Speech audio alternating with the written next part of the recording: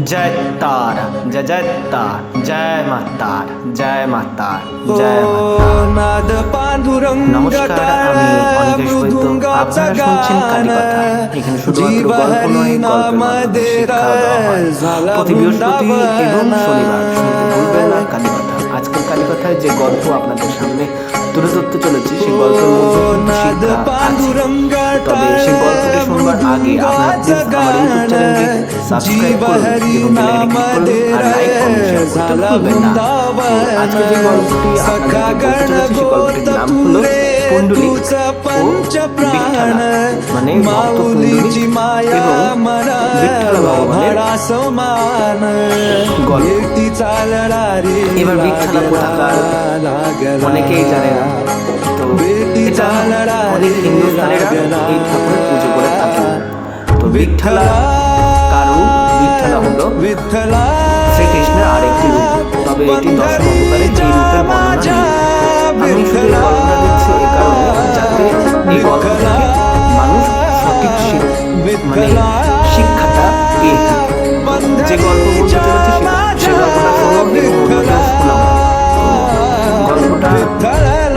তো আজকে যে গল্প বলতে চলেছে সে গল্পটি শুনবার আগে আপনারা প্লিজ আমার ইউটিউব চ্যানেলটি সাবস্ক্রাইব করুন, বেল আইকনে ক্লিক করুন এবং লাইক কমেন্ট শেয়ার করতে ভুলবেন না। আজকের গল্পটির নাম হলো ভক্ত পুণ্ডলিক ও বিট্ঠালা ভগবানের গল্প।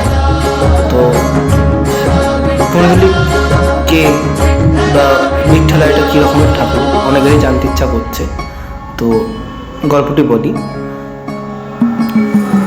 পুণ্ডলিকের সাথে দেখা করতে প্রভু নিজে স্বয়ং এখানে এসেছিলেন। পদ্মপুরাণ ও স্কন্দপুরাণে সংক্ষেপে বর্ণনা করা হয়েছে কেন ভগবান পুণ্ডপুরে যাত্রা করেছেন এবং কেন তিনি এই রূপে সেখানে অবস্থান করছেন। একবার বৃন্দাবন গ্রামে শ্রীকৃষ্ণের সহধর্মিণী শ্রীমতী রাধারানী দ্বারকা ভ্রমণে যান, যেখানে শ্রীকৃষ্ণ রাজা হিসেবে বাস করতেন।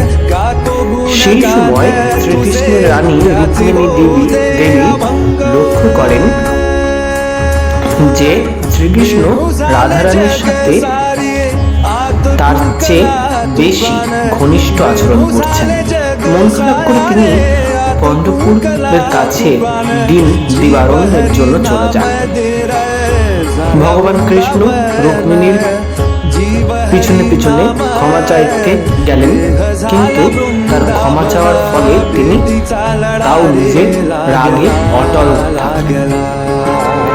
তাই ভগবান তার ভক্তের একজন ভক্ত পুণ্ডরিকের সাথে দেখা করতে পুণ্ডপুরে চলে গেলেন, যিনি এখন মহারাষ্ট্রের পুণ্ডলিক নামে পরিচিত। তাহলে এটা কোথায়? মহারাষ্ট্রে। লোকনাথ মহারাজ তার গ্রন্থে উল্লেখ করেছেন পুণ্ডলিক যখন ছোট ছিলেন তখন তার স্বভাব চরিত্র ছিল একটু অন্যরকম। তো তার পিতামাতার নাম ছিল পিতা জানুদেব, মাতা সত্যবতী। তো জানুদেব ও সত্যবতী তারা গোপাল ভক্ত ছিলেন এবং সে গোপালকেই তাদের প্রথম সন্তান হিসেবে ধরেছিলেন।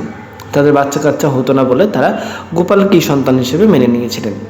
এরপরে তাদের গৃহে পুণ্ডলিক এই নামে একটি ছেলে জন্মগ্রহণ করে। ছোটবেলার থেকেই সে মা বাবার সঙ্গে ঠাকুরের নাম গান সব কিছুই শুনতে ভালোবাসত। এরপর সে কুমোরের কাছে গিয়ে ঠাকুরের মূর্তি বানানো শিখল এবং শিখে সে বাড়িতেও সেই ঠাকুরের মূর্তি গড়ে বিক্রিও করত।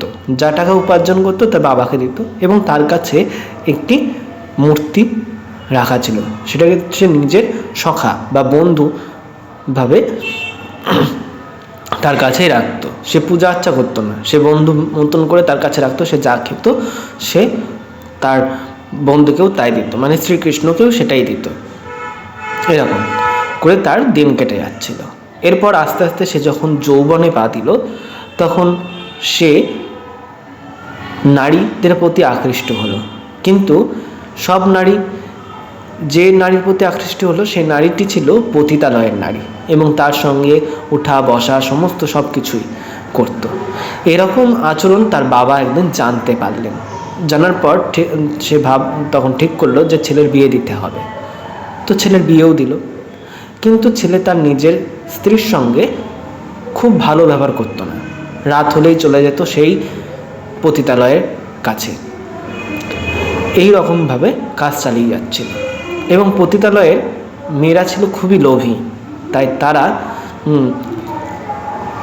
সেই লোকের কাছ থেকে, মানে পুণ্ডলিকের কাছ থেকে সমস্ত টাকা সম্পত্তি লুটে নেওয়ার মতলব এঁটেছিল। এর জন্য একদিন পুণ্ডলিককে স্বয়ং তার বন্ধু অর্থাৎ শ্রীকৃষ্ণ তাকে দেখা দিতে আসে এবং বলে, তুমি যে কাজটি করছো সেটা কি ঠিক করছো? একবার ভেবে দেখো, এরপরে কিন্তু আমি আর দেখা দিতে আসবো না। এরকম করে তাকে সাবধান করে দিতে এসেছিলেন।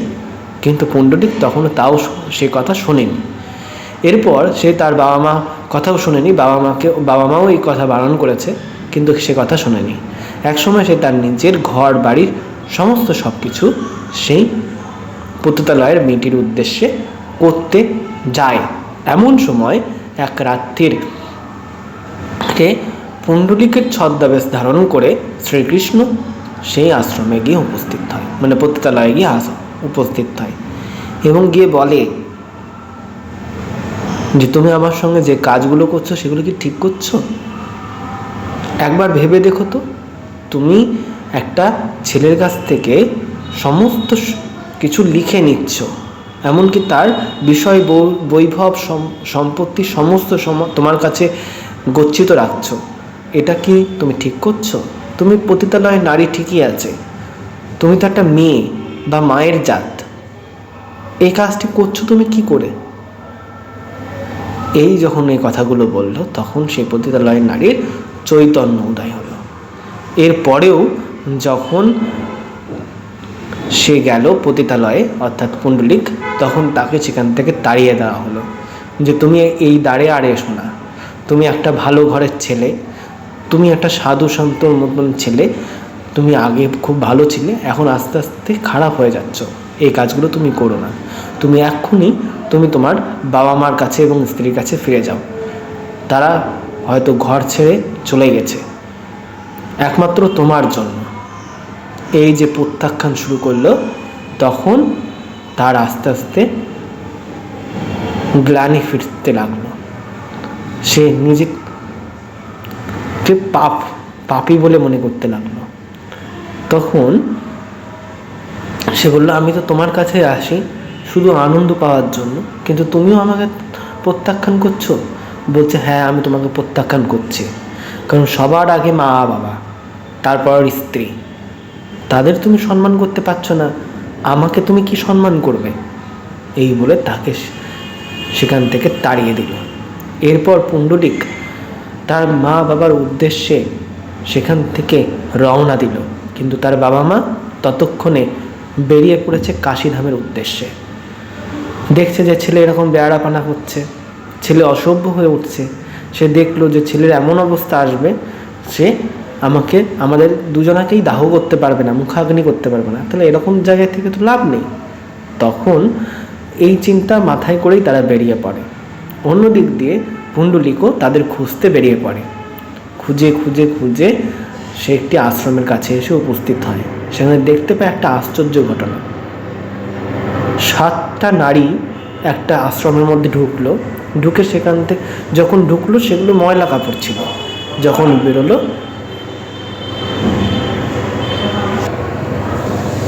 এই রকমের কাণ্ড দেখে পুণ্ডলিক তখন হতভম্ব হয়ে গেল, অবাক হয়ে গেল। তখন সে ওই রমণীগণকে জিজ্ঞাসা করলো যে আপনারা ভেতরে ঢুকলেন ময়লা কাপড় পরে, আর বাইরে আসলেন সাদা পোশাকে, একদম পরিষ্কার পরিচ্ছন্ন পোশাক পরে। তখন পুণ্ডলিককে তারা বলল, আমরা হলাম গঙ্গা, যমুনা, সরস্বতী, আমরা 7টা নদী এখানে আছে। আমাদের কাছে অনেক মানুষ আসে, তারা এসে তাদের নিজের পাপটাকে ধুয়ে যায়, কিন্তু সেই পাপ তো বয়ে বেড়াতে হয় আমাদেরকে। কিন্তু সেই পাপ থেকে কীভাবে মুক্তি পাবো আমরা? তার জন্য আমরা আসি এই আশ্রমে, যিনি আছেন, যে ইষ্টদেব আছে, তার কাছে শরণ নিতে আসি। তিনি আমাদের এই ময়লা পরিষ্কার করে দেন। কিন্তু তুমি যে এত নোংরা, তোমার সেই নোংরা আমরাও ধুতে পারবো না, তাই তোমাকে এই আশ্রমে থেকেই সেটাকে ঠিক করতে হবে।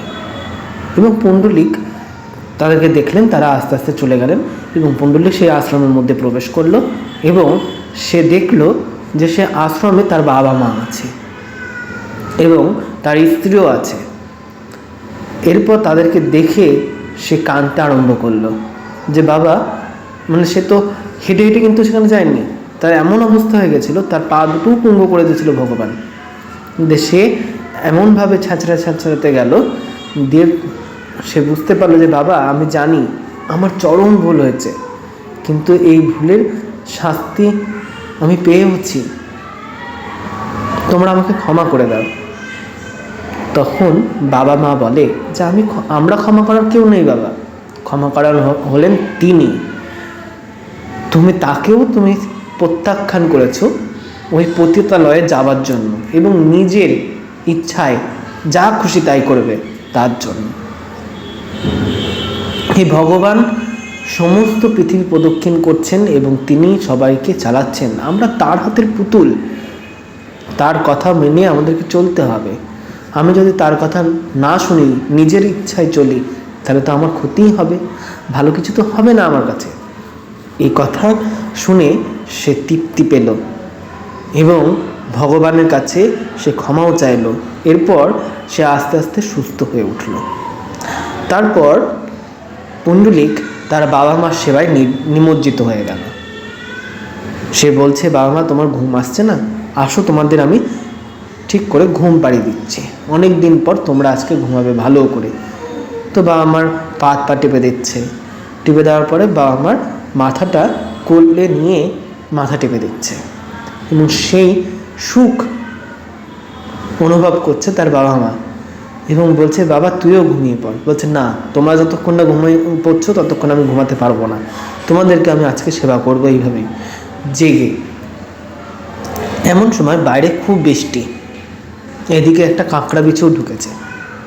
ঢুকে যখন তাকে দংশন করবে সেটার জন্য সে নড়ছে না ওখান থেকে, তার এত ভক্তি বাবা মার প্রতি, যাতে বাবা মা ঘুম না ভাঙে, কারণ সে সরে গেলেই তার বাবা মার ঘুম ভেঙে যাবে। তার জন্য সে সেখান থেকে এক ফোঁটাও নড়ছে না এবং একটি কাঁকড়া বিছে এসে তাকে কামড়াতে উদ্যত। এইদিকে বৃষ্টি হচ্ছে, তার মাঝখানে এসছেন কে? ভগবান নিজে। এদিকে কাঁকড়া বিছে তাকে দংশন যখন করলো তখন সে চিৎকার করলো না এবং সেটা কৃষ্ণ দেখতে পেল যে এত মা বাবার প্রতি এত শ্রদ্ধা, বাহ, খুব ভালো। তো তাহলে তো একে এবার একটু পরীক্ষা করতে হয় কি করে।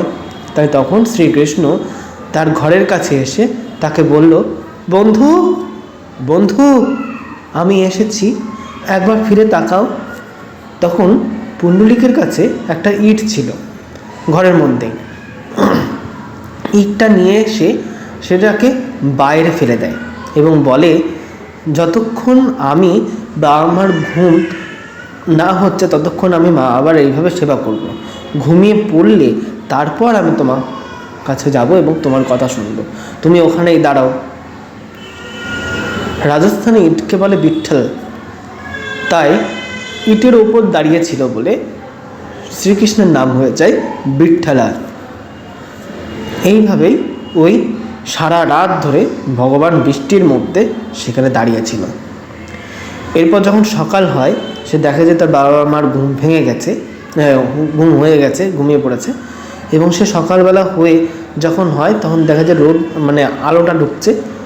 তখন পুণ্ডলী সেখান থেকে উঠে দরজাটা দিতে যাবে, এমন সময় দেখে তার ঘরের সামনে দুয়ারে দাঁড়িয়ে রয়েছেন একটা মূর্তি, পাথরের মূর্তি, মানে ওখানে দাঁড়িয়ে শ্রীকৃষ্ণ নিজেই মূর্তিবান হয়ে গেছিলেন এবং দেখে যে মাথায় পালক, হাতে পদ্ম এবং আর এক হাতে বাঁশি। তখন বলছে, ভগবান, তোমার এত দয়া, তুমি আমাকে দেখবার জন্য এখানে দাঁড়িয়েছিলে এতক্ষণ ধরে। তখন শ্রীকৃষ্ণ বলছে, মা বাবার যদি কেউ সেবা করে না, আমি তার গৃহে ঠিক এইভাবেই উপস্থিত হয়ে। সবার আগে বাবা মা, তারপর স্ত্রী, এইটাই মনে রেখো আজীবন। তো আজকের গল্পটি কেমন লাগলো তা জানাতে ভুলবেন না। জানাতে হলে আমার ইউটিউব চ্যানেলটি সাবস্ক্রাইব করো এবং বেল আইকনটি ক্লিক করো এবং লাইক কমেন্ট শেয়ার করতে ভুলো না।